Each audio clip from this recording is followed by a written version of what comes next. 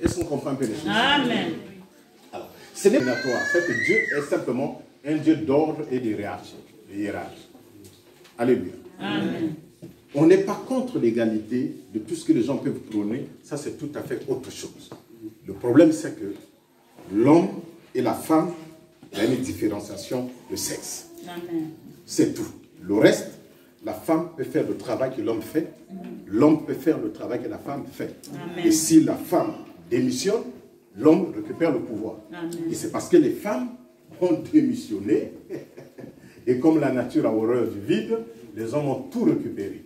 Alléluia. Amen. Mais Dieu n'est pas contre.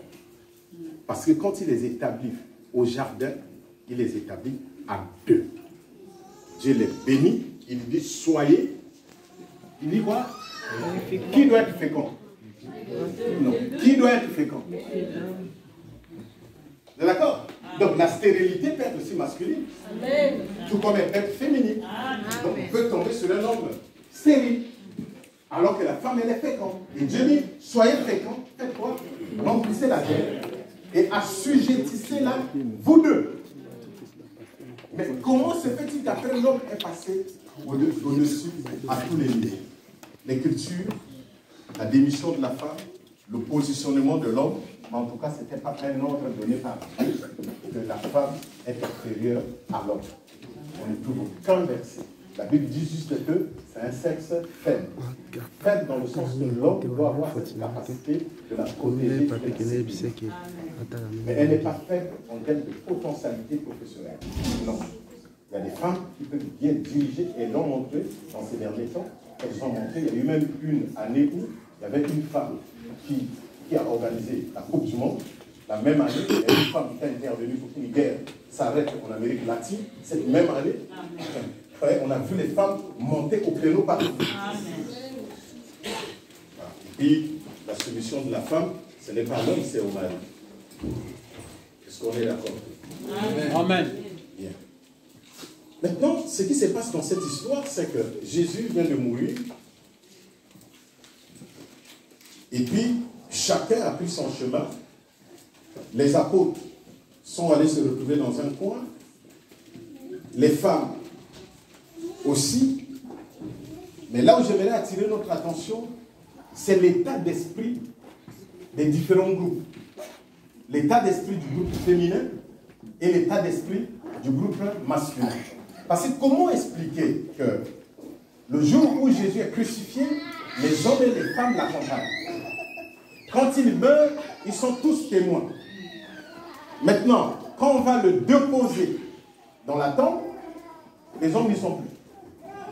Les femmes vont constater l'endroit parce qu'elles ont un engagement. Elles se sont dit, comme nous sommes le sabbat, ce sera difficile maintenant là d'aller à cette heure-là, aller acheter les aromates pour embaumer le corps de Jésus. Donc, ce que nous allons faire, nous allons constater l'endroit où on a déposé son corps, de telle sorte qu'à la fin du sabbat, à la première heure, nous puissions venir, si le corps n'est pas totalement, parce que à partir du 4e jour, ça devient très compliqué. Donc là, quand même, le 3e jour, on peut rattraper quelque chose, on va supporter l'odeur et puis on va embaumer. Alléluia. Amen. Donc, en ce moment-là, la Bible nous dit que les hommes, quand ils sont partis, dans Marc le chapitre 16, verset 10, la Bible dit que les hommes s'affligeaient et pleuraient. Donc, entre le moment où Jésus est crucifié et le premier jour de la semaine où il ressuscite, dans cet espace de temps, il y a des états d'esprit. Chacun s'est dit, qu'est-ce qui va se passer? Parce que vous savez, entre le moment où la personne vous instruit, que je ne serai plus avec vous, vous allez rester seul, vous allez vous débrouiller, vous allez vous battre, je serai avec vous, je ne vous abandonnerai pas. Et puis finalement, la personne part, vivre la réalité, c'est tout à fait autre chose. Amen. Le truc, c'est que quand Jésus est mort, il croyait que c'était un rêve. Maintenant, quand il rentre, Jésus se rend compte que mais c'est fini. C'est fini, il est mort. Et on l'a enterré. Les gars, qu'est-ce qu'on va devenir? Et Pierre commence à penser, ah, mon filet, heureusement que je l'avais juste donné à crédit. Comme le gars n'a pas payé la dette, je vais le récupérer mon filet. Ouais. Et puis, il y a un homme qui dit, mais, et Judas avec les offrandes, il est où? Judas est mort, il n'a pas fait le point financier. Alléluia. La Bible dit que les hommes s'est lamenté. Il s'est lamenté pas parce que Jésus est mort. Il s'est lamenté parce qu'il s'est demandé qu'est-ce qui va leur arriver parce que Jésus ne leur a rien laissé, même pas une maison. Alléluia. Même pas un quartier général. Le quartier général, c'était la maison privée de Pierre qui scoudait. Il partait là-bas, il squattait la maison de Pierre pour ses obligations ministérielles. Mais c'était la résidence de Pierre. Mais heureusement pour Jésus, que la femme de Pierre a un grand cœur. J'apprécie beaucoup cette femme. Parce que je vous dis que avoir un ministère comme celui de Jésus, il fait de la maison de Pierre son quartier général, mais il ne participe pas au cadre. Voyez-vous? Et la femme de Pierre, dans tout ça, ne dit rien. Toutes les réunions se tiennent au salon de sa maison. Les enfants vont s'amuser où? Ils vont sur la télé où? Je dis que la femme de Pierre, cette femme a un gros cœur. Acclamons le Seigneur pour elle. Parce que, voyez-vous, un jour, elle est dans la cuisine. Quand ils viennent, après la réunion, ils doivent manger. Donc elle puise dans sa bouche avec son mari. Excusez-moi, elle est en train d'arranger les choses. Et puis les enfants viennent lui dire, maman, vas-y, qu'est-ce qu'il y a? Non, on est en train de désosser la toiture de la maison. Quoi? Et puis il dit, bon, ok, laissons faire. Les gars, ils désossent la toiture. Il faut descendre le malade. La toiture de la maison a sauté. On fait descendre le malade. Jésus voit le malade, il dit, mon enfant, tes péchés te sont pardonnés. Prends ton lit et va dans ta maison. Mais et la toiture? Parce que le gars s'est levé, il a pris son lit, il est parti chez lui, mais il n'a pas réglé le problème de la toiture. Et les 4 gaillards qui l'ont transporté sont partis avec lui. C'est la femme de Pierre et Pierre. Non, acclamons la femme de Pierre.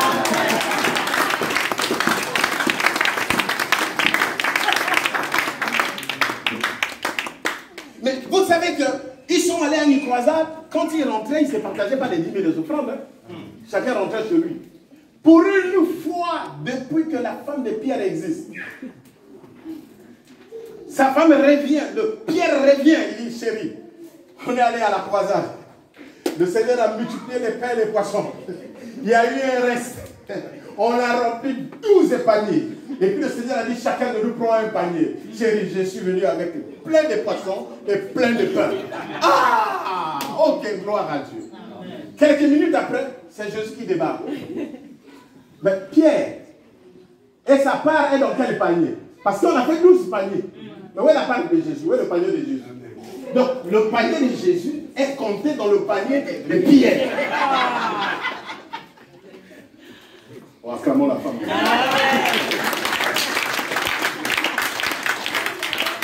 Donc, cette femme a juste dit, mais attends. Donc, les autres là sont partis avec leur panier. Donc, ils n'ont pas collecté quelque chose, mettre de côté pour dire, bon, comme tu vas chez Pierre, ça tu donnes à ta femme, dis que ça c'est notre contribution pour le maître qui habite chez vous. Rien. Participe pas à l'électricité, pas à l'eau chaude, pas à rien. Il dort, il part. Et puis on ne sait pas dans quelle chambre il dormait. Est-ce que c'est la chambre du premier fils ou du dernier? Mais si c'est les enfants d'aujourd'hui, il va nous dire, mais tonton, vous allez partir quand? Parce que moi je veux de ma chambre. Amen. Mais cet homme-là, peut-être qui est allongé au canapé, qui est allongé sur la chambre de l'enfant, c'est le Seigneur de tout l'univers. C'est quelqu'un qui peut transformer les arbres en une maison. C'est quelqu'un qui peut sortir l'argent dans la bouche du poisson. Amen.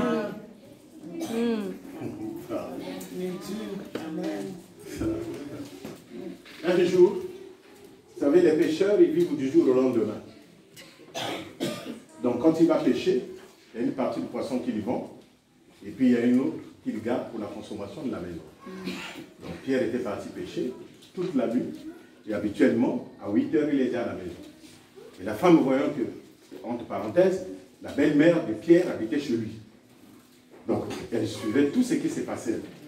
Et puis, voilà que jusqu'à 10 heures, Pierre ne venait pas. Et l'enfant, la femme a dû dire à son fils, bon écoute, va un peu au port là-bas, vois ton papa, parce que là, bientôt il sera midi, bon, mémé doit prendre ses cachets, il doit manger, va voir un peu papa là-bas, qu'est-ce qui s'est passé. Quand l'enfant vient, il vient trouver que Pierre est dans une pirogue qu'il a cédée à Jésus, et il est derrière en train de la stabiliser, et Jésus est en train de prêcher à la foule, et la pirogue est vide, il n'y a pas de poisson à l'intérieur. Et quand l'enfant revient, il dit, mais vraiment, il dit, maman, je suis parti, tu l'as vu là-bas. Le tonton qui vient là, dans la pirogue, il est en train de parler à une grande foule, et papa, avec sa serviette autour des mains, c'est lui qui est en train de stabiliser la pirogue. Tu as vu les poissons à l'intérieur? Hier, maman, il dit, ah, vraiment, mon mari, vraiment, ce monsieur-là, il n'a pas d'enfant, il n'a pas de femme, il n'a pas de maison. Je suis toi là-bas. Attends, mon femme Alléluia. Parce que si la femme de Pierre n'a pas la grâce de Dieu sur elle, le mariage s'arrête là. Parce que la maison est vendue à l'église. C'est le quartier général, administratif et spirituel du monde. Tout se fait la Capernaum de Pierre.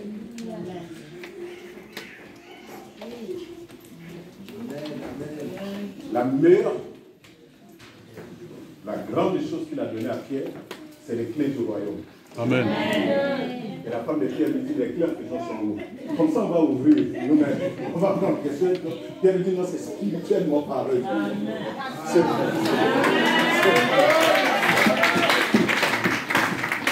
Alléluia.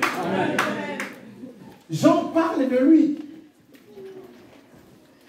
Il dit que ce matin-là, donc, pendant que les hommes sont préoccupés par leur avenir, les femmes sont préoccupées par le corps du Seigneur. Amen. Vous voyez l'état d'esprit? Les femmes, les 3 jours, elles voulaient que le 3e jour arrive vite pour qu'elles aillent au tombeau.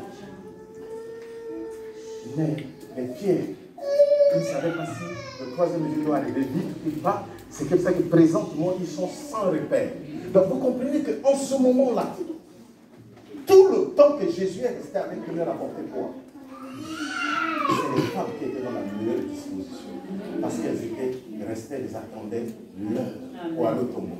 C'est comme ça que la Bible dit que le 3e jour, au crépuscule, tôt le matin, c'est-à-dire qu'on a à 5 h du matin là. Oui, à 5 h du matin, tu ne sais rien. C'est comme 22 h.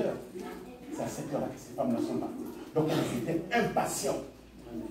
Oh, gloire à Dieu. Je vous dis, chers amis, si Dieu vous fait la grâce d'avoir dans votre ministère, dans votre église, des femmes qui ont la disposition de ces femmes-là, votre église, votre ministère, va connaître une impact extraordinaire.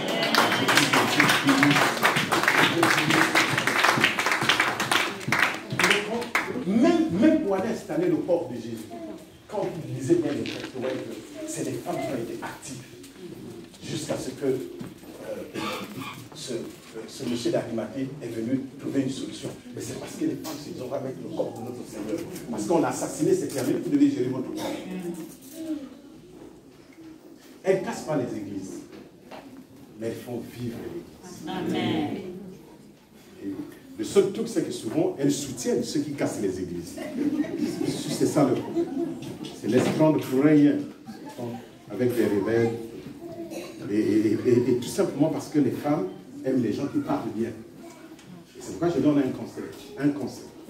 Au lieu de passer ton temps sur les WhatsApp, sur les Facebook, sur les quoi, à faire des jeux, parle beaucoup à ta femme. Ne laisse pas les oreilles de ta femme à quelqu'un d'autre.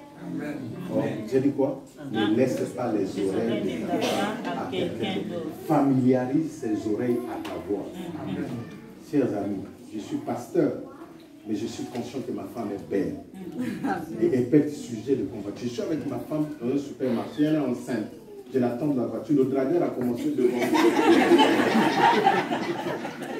La dame, ma femme lui dit, mais monsieur, vous ne voyez pas que j'ai enceinte? Non, moi j'aime que les femmes enceintes.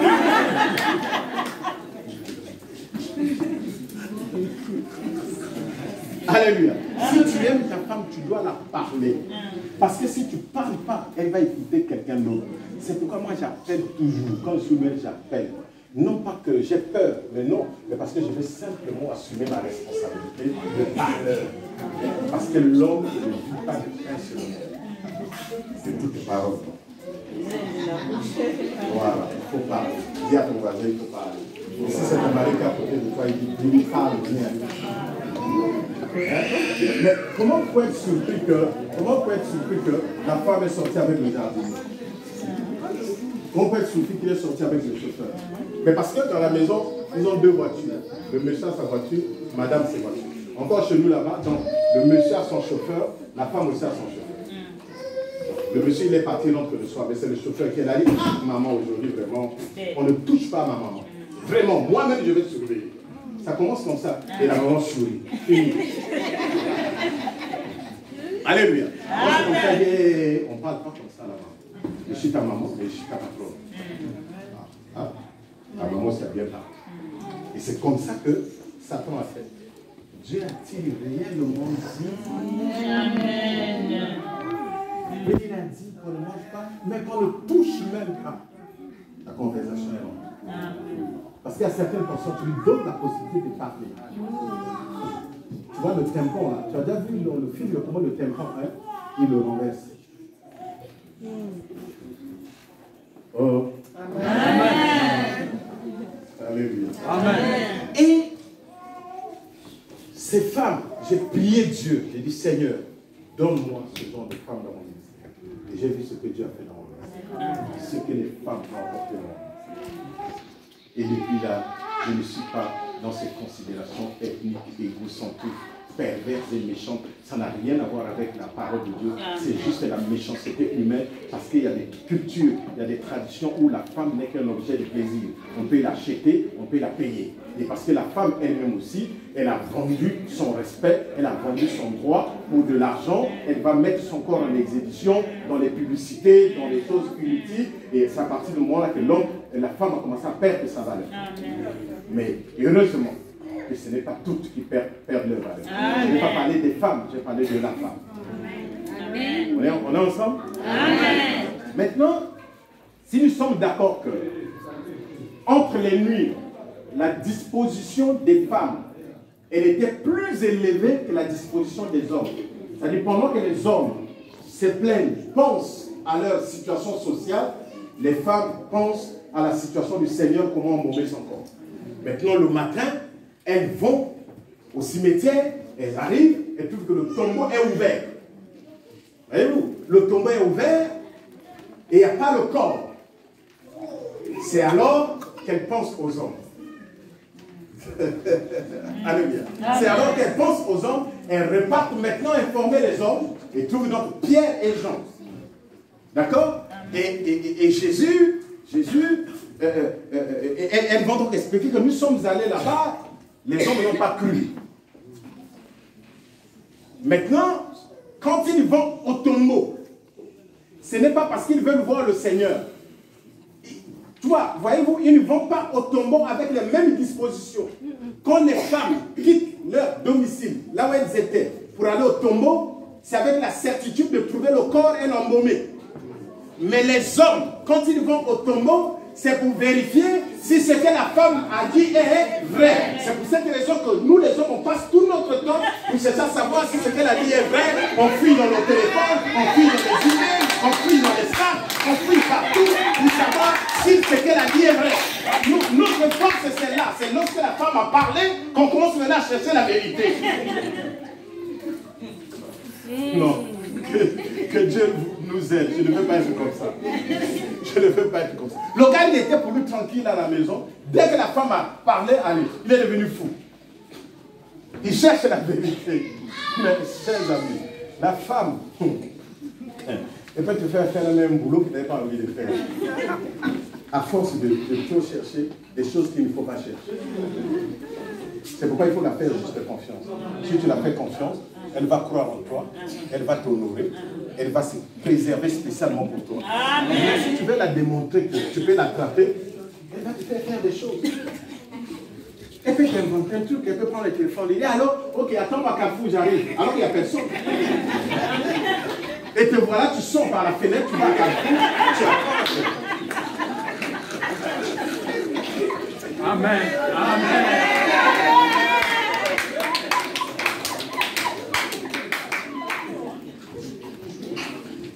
Alléluia. Elle va te faire des choses. Écoutez, sauf que, regardez, quand les deux femmes sont parties, elles sont parties ensemble, elles sont arrivées au même moment. Elles ont vu, elles sont reparties. Maintenant, quand les hommes partent, il y a déjà un problème. C'est-à-dire, la Bible dit que quand ils sont partis là, il y a un qui courait plus que l'autre. Donc, la concurrence a déjà commencé. Ok, Dieu nous aide. La concurrence a déjà commencé. Donc, en fait, Jean, qui est pourtant le plus âgé, curieusement ce jour-là, physiquement, il est devenu le plus jeune. Comme lui, il est le disciple que Jésus aimait le plus. Donc il voulait arriver le premier pour que Jésus fasse que j'ai eu raison de t'aimer plus que les autres. Mais sauf que lui, Jean, avait quelque chose que Pierre n'avait pas. C'était l'athlétisme. Mais il lui manquait quelque chose que Pierre avait. C'était le courage. Parce que Pierre est courageux. Pierre est capable de dire à Jésus, tu n'iras pas à Jérusalem, toi. Et Jésus lui dit, arrière de moi, Satan. Il dit, tant pis, mais tu n'iras pas. Alléluia. Et Jean s'est mis à courir plus vite. La Bible dit que, et l'autre disciple courut plus vite que Pierre. Mais Pierre dit non, attends, c'est quoi? C'est les choses spirituelles. Tu peux plutôt courir. Moi, n'importe comment, je sais que je vais dire. Donc déjà là, la concurrence a commencé dans les ministères. Sauf que Jean arrive quand même le premier. Mais quand il arrive le premier, il voit là-bas, c'est sombre. Il aperçoit les bandes. Il dit, ah non, moi je ne rentre pas. Il n'est pas rentré, il est pour lui rester debout. Il attendait Pierre. Le truc c'est quand Pierre arrive, Pierre ne le calcule même pas. Quand Pierre arrive, directement il rentre. Et c'est Pierre qui rentre le premier. Ce n'est pas toujours ceux qui partent les premiers qui rentrent les premiers. Ce qui est important dans le ministère, c'est que tu arrives là où Dieu t'attend. Alléluia. Amen. Ce n'est pas parce que nous autres, on a commencé des années avant vous. Non. Les gens peuvent commencer avant et puis totalement se perdre.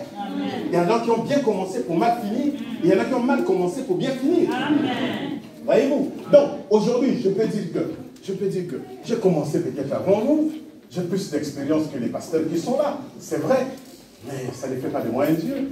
Autant je peux bénéficier de leurs conseils. Autant je peux bénéficier de leur expérience. Parce que les époques ne sont plus les mêmes. Les époques ont évolué, les époques ont changé. Je peux leur apporter une certaine expérience, mais tout comme eux peuvent mettre à ma disposition certaines informations que je n'ai pas. Donc dans ces choses-là, personne ne fait ce travail de Dieu plus que Dieu lui-même. Personne ne le fait mieux que l'autre. Il n'y a que Dieu seul qui fait bien son travail. Je ne suis ni le meilleur prédicateur, ni le meilleur pasteur. Je ne suis pas une star d'Hollywood. Je suis juste le serviteur de celui qui vit et qui règne éternellement. Et quand Pierre est arrivé, Pierre est rentré directement. Et quand Pierre est rentré, c'est là où Jean aussi maintenant est rentré derrière le courage. Mais Pierre ne lui a pas dit, mais alors, toi tu as couru, non? Pourquoi tu n'es pas rentré? Non, Pierre le comprend. Dieu aussi comprend Pierre. Il dit que tant qu'on est ensemble, la différence nous permet d'être forts.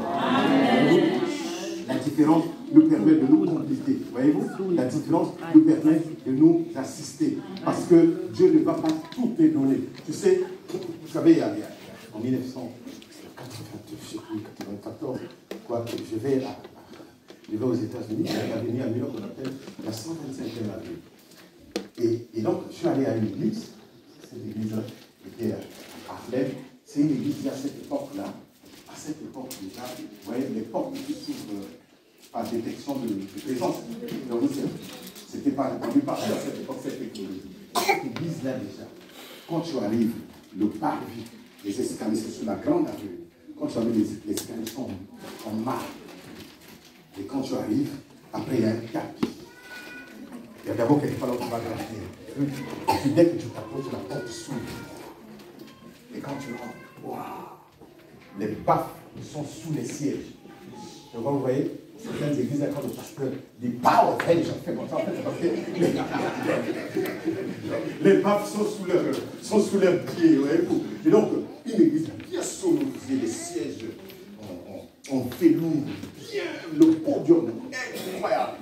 pasteur avec un beau bureau. Cette église-là, pleine de limousines dehors. Mais ça, c'est la grande avenue. Et là, il y a une ruelle. Lorsque j'ai travaillé cette ruelle juste à côté, c'est un pasteur haïtien. Dans un hangar. Vous voyez, avec les chauffages portatifs là. Donc, on l'a posé juste au milieu du hangar. Les sièges, c'est des bancs qu'on a vernisés. Chers amis, je viens aussi dans cette église-là, plein, les gens en train de transpirer. De l'autre côté là-bas, les gens étaient en costard, assis calmement, mais là aussi, plein de gens. Mais je me demandais, mais pourquoi tous ces gens-là ne vont pas dans l'église en marbre?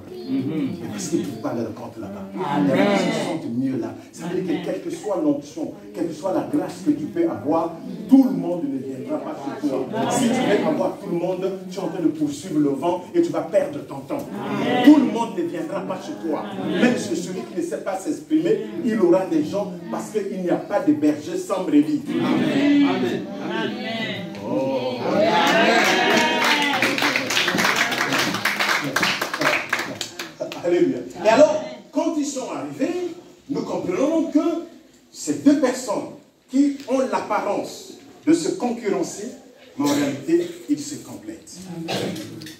J'en suis rendu compte que mon haut niveau d'athlétisme ne peut pas m'aider là où on a besoin de courage. Là où il faut le courage, je dois attendre Pierre. C'est Pierre qui va arriver.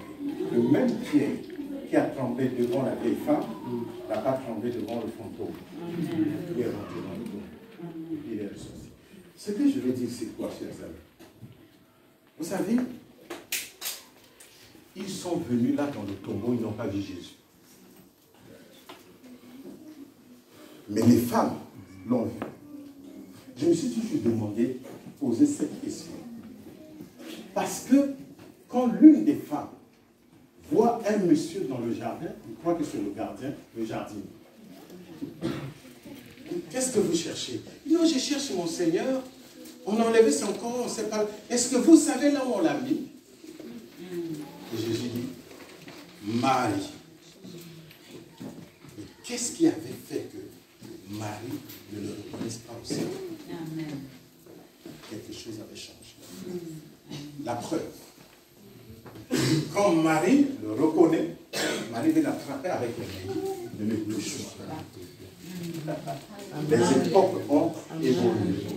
Voyez-vous, le corps avec lequel Marie s'amusait, touchait, ce corps-là a été remplacé par le corps de ressuscité. Amen. Le corps dans lequel il était, il ne peut pas rentrer avec au ciel parce que c'est le corps qui a porté tout le péché de l'humanité.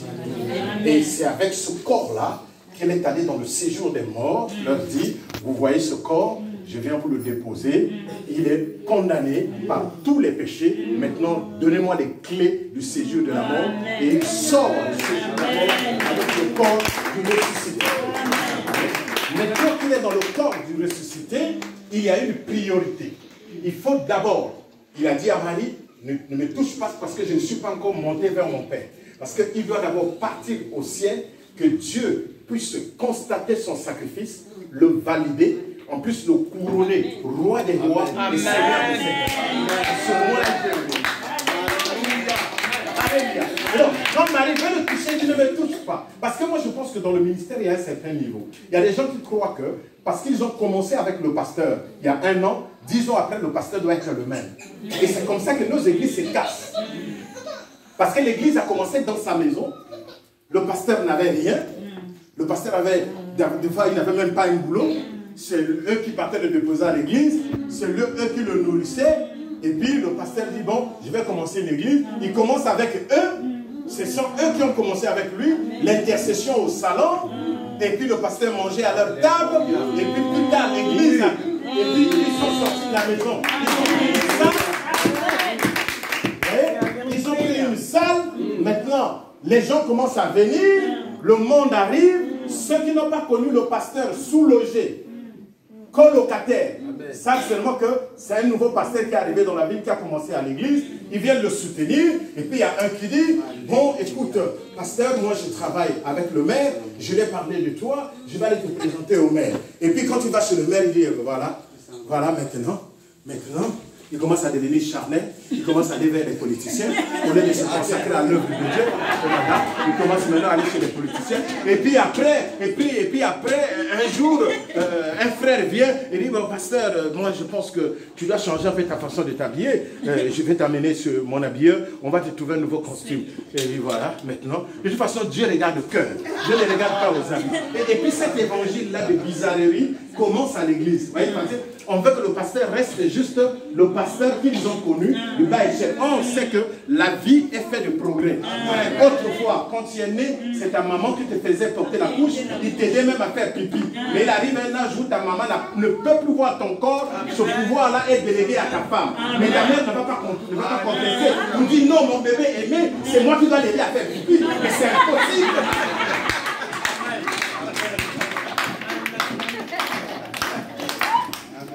Alléluia. Les choses évoluent. Tu partais à l'école primaire en basket, tout ça, tu partais, tu revenais. Maintenant, tu es arrivé à l'université, mais c'est l'université, c'est le monde. Là-bas, c'est les idées, là-bas, c'est la connaissance, là-bas, c'est le savoir. Ce n'est plus la même discussion que tu avais en récréation à l'école primaire. Là-bas, vous parlez projet, là-bas, vous parlez avenir. Et vous voulez que depuis qu'il est devenu pasteur, il doit rester seulement le pasteur là, que vous méprisez, que vous coupez le bout du pain, que vous donnez 5 € pour qu'il aille se développer à trouver à manger. Mais pour qui vous tenez-vous? Haïssez-moi si vous voulez.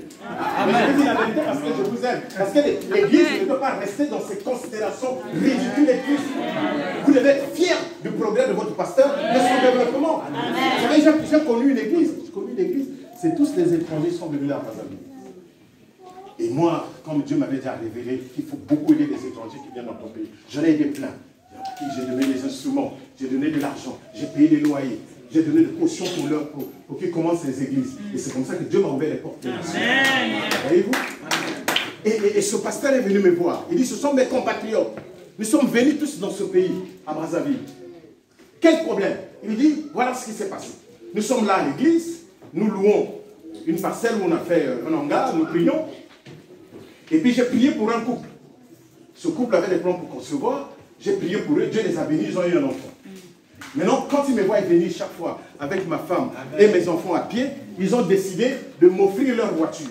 Amen. Donc un dimanche, le couple est venu me voir pour dire, pasteur, nous allons avoir une nouvelle voiture, mais nous pensons que tu habites trop loin, nous on est à côté, on va prendre des taxis, le temps que notre nouvelle voiture arrive. Mais voici les contrats, ça c'est désormais ta voiture pour que tu viennes à l'heure à l'église avec ta famille. Bon, lui tout content. Excusez-moi, il fait asseoir ses anciens. Le problème c'est que, moi je n'ai pas de problème avec les anciens. Mais moi mon problème c'est que les gens qui ont vendu